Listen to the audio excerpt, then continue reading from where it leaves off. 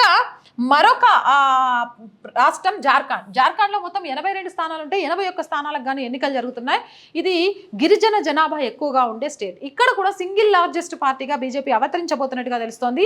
ఈసారి జార్ఖండ్లో బీజేపీ హవా కొనసాగుతున్నట్టుగా కూడా సర్వే ఫలితాలు చెప్తున్నాయి. మొత్తం 81 స్థానాలకు గాను బీజేపీ 41.2% ఓట్ షేర్తో 38 నుంచి 43 స్థానాలను కైవసం చేసుకుంటే కాంగ్రెస్ 12.2% ఓట్ షేర్తో 7 నుంచి 12 స్థానాలకే పరిమితం కానుంది.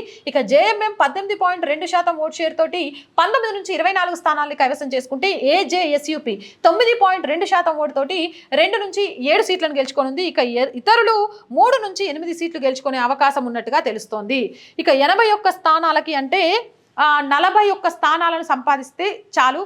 ఈసారి 41 నుంచి 42, 41.5 అంటే 42 సీట్లను గెలుచుకుంటే అధికారాన్ని కైవసం చేసుకోవచ్చు. ఇప్పుడు ప్రజల 3 సర్వే ప్రకారం బీజేపీ సింగిల్ లార్జెస్ట్గా 43 స్థానాల వరకు గెలుచుకునే అవకాశం ఉంది. కాబట్టి జార్ఖండ్లో బీజేపీ అధికారంలోకి రావడానికి ఆస్కారం ఉన్నట్టుగా కనిపిస్తుంది. అంతేకాదు జార్ఖండ్కి సంబంధించి మనందరికీ తెలుసు చంపై సోరెన్ బీజేపీలోకి రావడానికి అన్ని రకాల ఏర్పాట్లు పూర్తయినట్టుగా తెలుస్తోంది. చంపై సోరెన్ కనుక బీజేపీలోకి రావాలన్న ఏర్పాట్లు ముందుపడి బీజేపీలోకి వస్తే మాత్రం అది బీజేపీకి మరింత బలాన్ని ఇచ్చి ఈ ఓట్ షేరు అలాగే సీట్లు కూడా పెరగడానికి అవకాశం ఉంటుంది. ఎందుకంటే కొల్హాన్ రీజియన్ పై చంపై సోరెన్కి మంచి పట్టుంది. అక్కడ ఎక్కువ సీట్లు సాధించడంలో ఈయన కీలకంగా మారతారు. కాబట్టి చంపై సోరెన్ బీజేపీలోకి రావడం అనేది జార్ఖండ్లో ఇంకా బీజేపీకి కలిసి వచ్చే అంశం. ఇటు మహారాష్ట్ర కానీ జార్ఖండ్ ఈ 2 స్టేట్స్లో కూడా సింగిల్ లార్జెస్ట్ పార్టీగా బీజేపీ అవతరించబోతున్నట్టుగా తెలుస్తోంది. ఇక హర్యానాలో హోరాహోరీ పోరు ఉండనట్టుగా తెలుస్తోంది. ఇక జమ్మూ కాశ్మీర్కి సంబంధించి ఇంకా ఇప్పటి వరకు మాత్రం ఎలాంటి సర్వే రిపోర్ట్స్ అయితే రాలేదు. ఆ సర్వే రిపోర్ట్స్ లేకపోతే ఎలా ఉండబోతోంది ప్రజల నాడి అనే దానికి సంబంధించి దీనికి సంబంధించి మ్యాట్రిక్స్ సంస్థ సర్వే నిర్వహించడం జరిగింది. ఇప్పుడు మనం చెప్పిందంతా కూడా మ్యాట్రిక్స్ సర్వే రిపోర్ట్ ఫలితాలను బట్టి ఏదేమైనా కానీ 3 రాష్ట్రాలలో కూడా బీజేపీ మళ్ళీ అధికారంలోకి రావడానికి చాలా వరకు అవకాశం ఉంది. కానీ బీజేపీ క్షేత్రస్థాయిలో మార్పులు చేర్పులు చేసుకుంటూ ప్రజల్లోకి దూకుడుగా వెళ్లాల్సిన అవసరం అంతే ఉంది.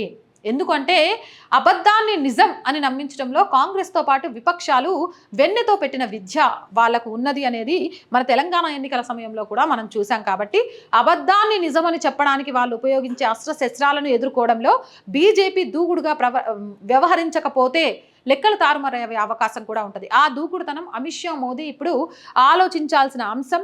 ఈ రాష్ట్రాలు బీజేపీ కైవసం చేసుకోవడానికి ఆస్కారం ఉంది. ఆస్కారం ఉన్నదానికి ఇంకొంత పదును పెడితే ఖచ్చితమైన మెరుగైన ఫలితాలతోటి ఈ రాష్ట్రాల్లో బీజేపీ అధికారంలోకి రావడానికి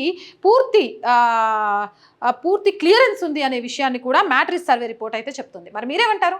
మ్యాట్రిక్స్ సర్వే రిపోర్ట్తో ఎంతవరకు ఏకీభవిస్తారు? కామెంట్ సెక్షన్లో పెట్టేయండి. మోర్ వీడియోస్ కోసం ఇట్స్ మీ నవత ఛానల్ని వెంటనే సబ్స్క్రైబ్ చేయండి. జాతీయవాదాన్ని సనాతన ధర్మాన్ని జనాల్లోకి తీసుకువెళ్ళాలి అనుకుంటూ ఆర్ వాయిస్తో పాటు ఆల్టర్నేట్గా మనం స్టార్ట్ చేసిన ఛానలే it's me Navatha. Our voice మన ఛానలే, ఇట్స్ మీ నవత మన ఛానలే. ఎందుకంటే చాలామంది కామెంట్స్ పెడుతున్నారు, అక్క ఆర్ వాయిస్ ఉంది కదా మళ్ళీ ఇది మీదేనా వేరే వాళ్ళదని. కాదు, ఇవి 2 మన ఛానల్లే. ప్రతి ఛానల్ని సబ్స్క్రైబ్ చేయండి, సపోర్ట్గా నిలవండి, ప్రతి వీడియోని లైక్ చేయండి, షేర్ చేయండి.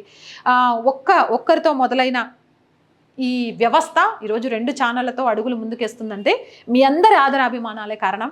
అలాగే ఆదరించండి, అభిమానించండి, ఎప్పుడు సపోర్ట్గా నిలవండి. చూసిన ప్రతి ఒక్కరూ సబ్స్క్రైబ్ చేయండి. ఇంకా మనం ఇట్స్ మీ నవత ఛానల్ నుంచి ఎలాంటి వీడియోస్ చూడాలి అనుకుంటున్నారు అనే దానికి సంబంధించి కామెంట్ సెక్షన్లో తెలియజేయండి. జై భారత్.